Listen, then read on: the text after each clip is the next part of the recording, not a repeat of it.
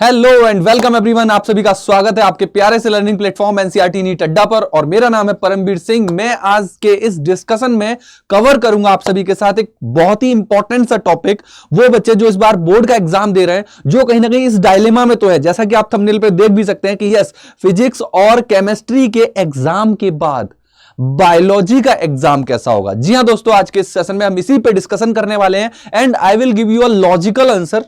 मैं आपको कुछ लॉजिकल पॉइंट्स भी यहां पे मेंशन करूंगा, कुछ की पॉइंट भी मेंशन करूंगा जो कहीं ना कहीं और इशारा करेंगे कि यार पेपर किस तरीके से होने वाला है। ठीक है, यस। तो ये बात तो सच है कि हमारा एग्जाम हो चुका है, कौन सा, फिजिक्स और केमिस्ट्री दोनों हो ही चुके हैं। अब बारी है बायोलॉजी की। इन बिटवीन आपके अदर एग्जाम, मैथ्स के एग्जाम, इंग्लिश के एग्जाम आपके लगे हुए हैं, दैट्स ओके। बट जो हमारा एक और इंपॉर्टेंट टारगेट है, जहां से हमारी उम्मीद है कि 70 में से 70 ला सकते हैं, जहां पे हमारा ये वाला जो एक खुशी है, कह सकते हैं कि ये खुशी है कि मेरे नंबर फिजिक्स में थोड़े से कम हो गए थे हार्ड पेपर की वजह से, जिनको मैं अगर रिकवर करना चाहता हूं तो मैं वो कर कहां सकता हूं, सिर्फ बायोलॉजी में कर सकता हूं। तो इस चीज पे आपको बहुत ही इंपॉर्टेंट, बहुत ही काम की चीज मैं आज बताने वाला हूं कि यस, कैसा पेपर होना है।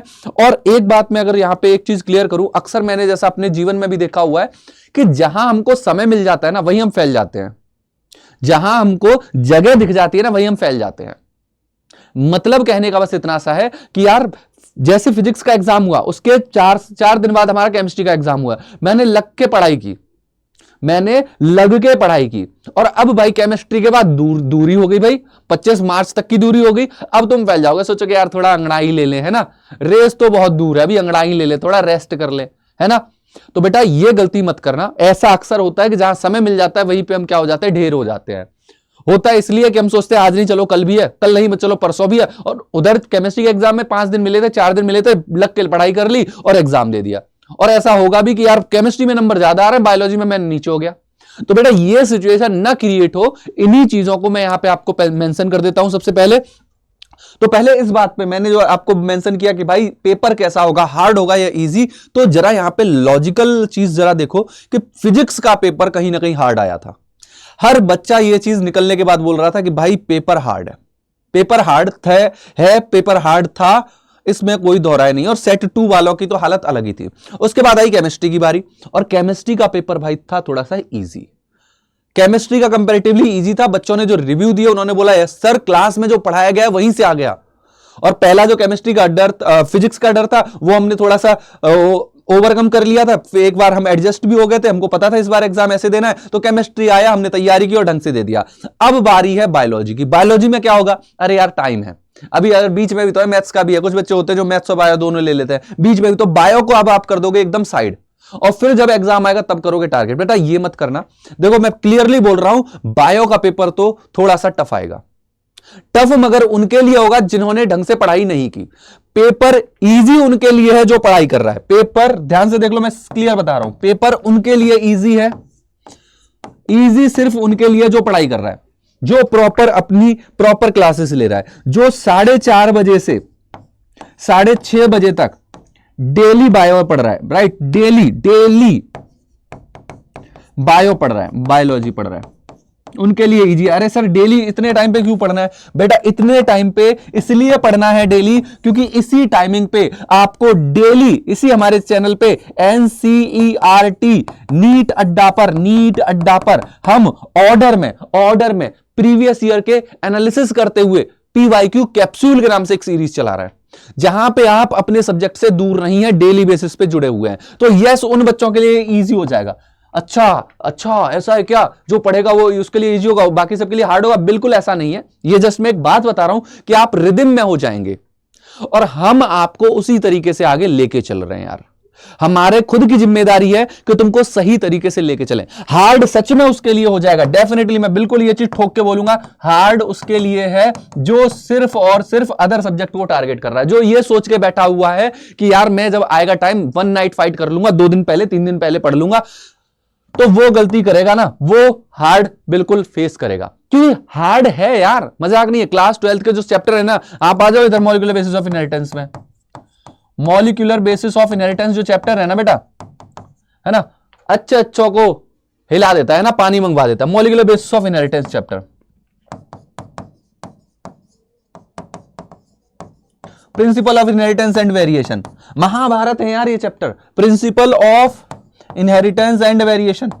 लो ये चैप्टर अपने आप में महाभारत है। इवोल्यूशन ले लो, इवोल्यूशन में मस्त मल्टीपल थ्योरी है, बट अगर आप अभी से एटलीस्ट चैप्टर पढ़ रहे हो, जो सर बोल रहे हैं कि भाई एनसीईआरटी नीट अड्डा पे अगर ये जो सीरीज चल रही है, अगर मैं इसको अभी से देखते हुए चल रहा हूं, अगर मैं इसको कॉन्टिन्यूअस मैनर में देखते हुए चल रहा हूं, तो मेरा यार साइड बाई साइड मेरे दिमाग में पूरी जो बायोलॉजी है वो क्लियर होती जा रही है। सारे सब्जेक्ट, चैप्टर बहुत ज्यादा नहीं है, गिने चुने उंगलियों पे लिखे हुए चैप्टर है, वो तुम्हारे साथ के साथ पहले ही एग्जाम तो छोड़ो 15 तारीख तक ही तुम्हारे मैक्सिमम कवर करा दिए जाएंगे। समझ रहे हो? तो एग्जाम दूर है, इस बात का फायदा उठाना है, और इसीलिए इस पेपर को अपने को, इसी पेपर को हमको इजी बनाना है, ना कि हार्ड। इजी बनाना है ना कि हार्ड, हमको इसको इजी बनाना है ना कि हार्ड, क्योंकि समय मिल रहा है पूरा, और समय तुमसे ऐसी भी डिमांड नहीं कर रहा। देखो एक बात याद रखना हमेशा, slow and consistent person always wins. Race में वही जीतता है जो चाहे बेशक स्लो है, डजेंट मैटर आप स्लो हो फास्ट हो, रेस में वही जीतता है जो कंसिस्टेंट है। जो खरगोश की तरह एक बार बीच में झप्पी मारने लग गया ना, उसकी झप्पी बेटा महंगी पड़ जाती है, ये बात तय है ना। तो वही झप्पी नहीं लेनी, आपको डेली रेगुलर बेसिस पे आपको क्लासेस लेनी है बेटा। इस 4:30 बजे से 6:30 बजे के टाइम पे अपना सेट फिक्स कर दो, बायोलॉजी को फिक्स कर दो कि बायोलॉजी मेरे को एनसीईआरटी कैप्सूल के नाम से एक जो सीरीज चल रही है एनसीईआरटी नीट अड्डा पे, मेरे को डेली बेसिस पे आके देखनी है। And I am saying you, ये पेपर इजी हो जाएगा। यस डेफिनेटली, विद कॉन्फिडेंस बोल रहा हूं, क्योंकि जब चीजें पढ़ी हुई होती है ना, सब अपने आप चीजें समझ में आती हैं। अरे मेरे को पता ही नहीं है डीएनए में क्या अंतर है, आरएनए में क्या अंतर है, और क्वेश्चन इसी पे आ गया तो मैं क्या लिख दूंगा। और वो बच्चा जिसको ये बात पता है डीएनए क्या होता है, डबल स्टैंडर्ड, मान लो मैं डीएनए की बात कर रहा हूं तो एंटी पैरेलल होता है, बेस पेयरिंग होती है, वहां पे बेस उसका एक बेसिक स्ट्रक्चर देखे तो वहां पे आपको क्या देखने को मिलेगा, ribose sugar, nitrogenous base, phosphate, जो फॉस्फेट एस्टर बॉन्ड के through link link link link होते जाते हैं, पॉलीन्यूक्लियोटाइड चेन बना रहे हैं, जो बेस पेयरिंग करते हुए सामने वाले के साथ एक और हेलिकल, एक और स्टैंड के साथ बेस पेयरिंग कर रहे हैं, तो हमारे डबल स्टैंडर्ड हेलिकल हो जा रहा है। सब पता है तो यार कहां दिक्कत है, नहीं पता तो दिक्कत है। समझ रहे हो बात को? बस इतना सा अंतर है। अगर पता है तो इजी है, नहीं पता है तो हार्ड है। तो वो पता कहां मिलेगा बेटा? पता यहां मिलेगा। एनसीईआरटी नीट अड्डा पे टाइमिंग सेट कर लो, 4:30 बजे से 6:30 बजे तक डेली। वो बच्चे जो बोर्ड की तैयारी कर रहे हैं इधर उधर परेशान मत हो, बस यहां आके एक जगह सेट कर लो, यहां आके डेरा डाल लो और रेगुलर बेसिस पे तैयारी करते रहो। बाकी बचे हुए टाइम में बेटा तुमको बस इतना सा करना है कि जो आगे के एग्जाम है उनको देखते चलो। मैं गारंटी दिला रहा हूं कि यहां पे तुम 70 में से 70 डेफिनेटली ला सकते हो, और बच्चे लेके भी आते हैं। ये परम सर का आपसे प्रॉमिस है। यस, ये परम सर का प्रॉमिस है, मेरा प्रॉमिस है कि आप इसको अचीव कर सकते हो। और अंदर से, खुद के अंदर से फीलिंग आएगी यार मस्त पेपर हुआ है।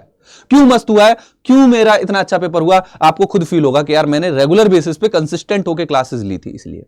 सो पेपर मैटर करेगा कैसा आ रहा है। देखो बनाने के लिहाज से अगर मैं ऑर्डर में बात करूं तो देखो फिजिक्स हार्ड था, केमिस्ट्री इजी था, बायोलॉजी हार्ड आएगा। पेपर के लिहाज से तो बेटा हार्ड आएगा, मगर तुम उसको हार्ड को भी इजी बना दोगे, मैं डेफिनेटली कह सकता हूं, अगर आपने रेगुलर बेसिस पे क्लासेस ली है। सो ये आज का सेशन जिसपे मेरे को बेसिक सा डिस्कशन करना था कि फिजिक्स केमिस्ट्री के बाद बायोलॉजी का पेपर कैसा आएगा, तो सच में हार्ड आएगा पेपर। तो पेपर फाड़ू आएगा, पहले बता रहा हूं, पेपर का लेवल होगा यार, मगर तुमने पढ़ाई कर रखी है देन डेफिनेटली उस हार्ड में तुमको मजा आएगा, और तुम उसको एकदम हार्ड को फाड़ डालोगे, डेफिनेटली फाड़ डालोगे, अगर तुमने प्रॉपर तरीके से तैयारी की हुई है। सो बेस्ट विशेस, मैं चाहूंगा सभी पूरी एनर्जी के साथ, फुल जोश के साथ तैयारी करते रहो, लगे रहो और अचीव करो अपने गोल को। 70 आउट ऑफ 70 हर बच्चे का सपना होना चाहिए, हर बच्चे को प्रॉमिस करना है कि यस मुझे लेके आना है। कमेंट सेक्शन में भी #promise70/70 टाइप कर देना, ठीक है? मिलते हैं नेक्स्ट सेशन में। Bye bye, take care, thank you so much.